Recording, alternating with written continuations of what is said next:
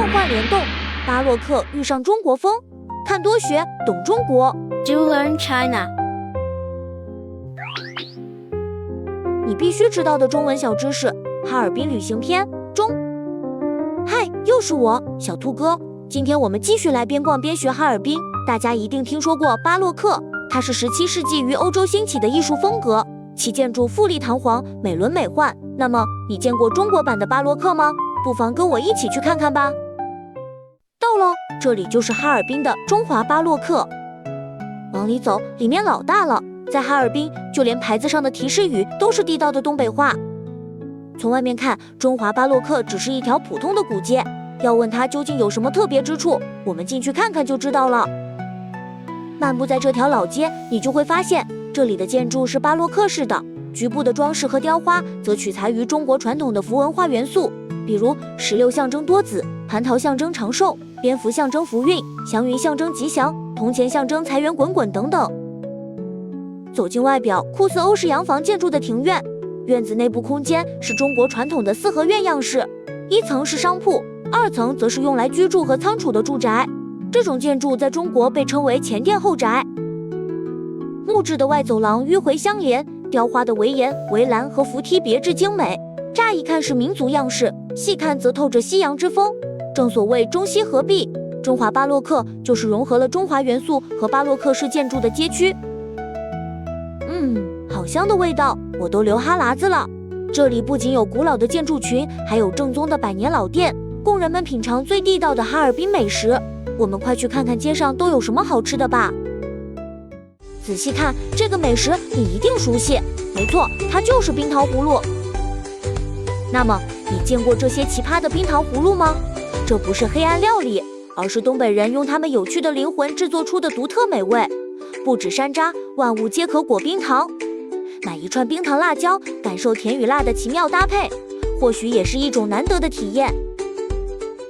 如果你也喜欢冰糖葫芦，我们也可以在家自制。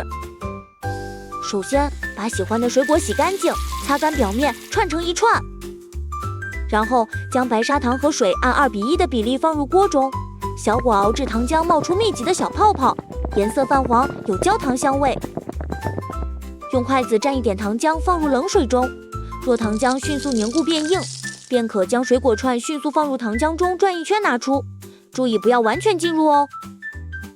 最后将制作完成的水果串放在烘焙纸上晾干，就可以享用美味的冰糖葫芦啦。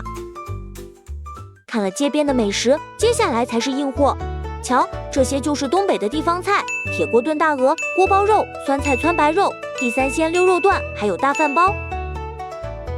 到了饭店，先来一份铁锅炖大鹅，这是名副其实的东北特色菜，肉质紧实的大鹅，再加上土豆、豆腐等配菜，用和好的玉米面贴在铁锅边缘作为主食，盖上锅盖焖煮一会儿，肉香四溢。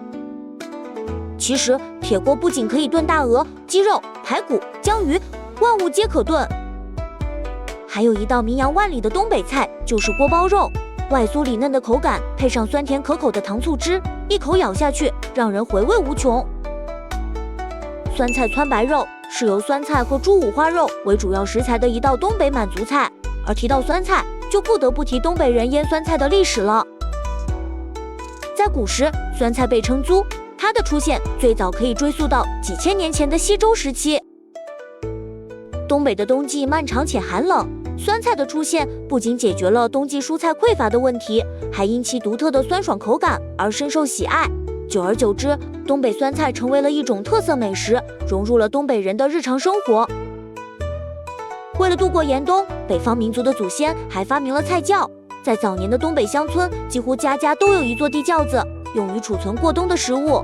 其中，大白菜、土豆、萝卜为过冬的主力菜。此外，还会存一些冻鱼、冻肉、冻豆腐、冻饺子等，就像一台天然大冰箱。填饱肚子了，让我们喝点饮料解解渴吧。这是什么饮料？整体呈琥珀色，还有浓密的泡泡。如果不尝一口，还真以为是啤酒呢。原来我喝的这种饮料叫格瓦斯，是哈尔滨的特色饮料，最早起源于俄国。在俄语和乌克兰语中，格瓦斯读作 Kvass， 是发酵的意思，因为它是用面包乳酸菌发酵而成的。所以也叫液体面包。严格来说，格瓦斯确实是酒，但它的酒精度数一般在1%左右，甚至更低。我们可以把它当做一种味道酸甜的碳酸饮料。这才是酒呢，东北本地的哈尔滨啤酒。它早在1900年就开始生产啤酒了，是中国最早的啤酒品牌。中国人亲切地称呼哈尔滨啤酒为哈啤。每到夏天的晚上，你就能看到许多东北人在街边撸串喝哈啤，伴着晚风，3、5好友烧烤啤酒，也就形成了东北人 happy 的生活态度。介绍了这么多，你更想尝尝格瓦斯还是哈啤呢？请在评论区告诉我答案吧。现在让我们回顾一下本趟旅行学到的中文吧。1、中华巴洛克。2、冰糖葫芦。3、铁锅炖大鹅。4、锅包肉。5、酸菜汆白肉。6、地三鲜。7、溜肉段。8、大饭包。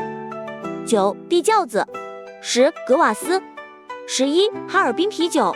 12、中华巴洛克老美老大了。13、我都流哈喇子了。14、万物皆可裹冰糖。15、来一份铁锅炖大鹅。16、你想喝格瓦斯还是哈啤？关注我，了解中国吧。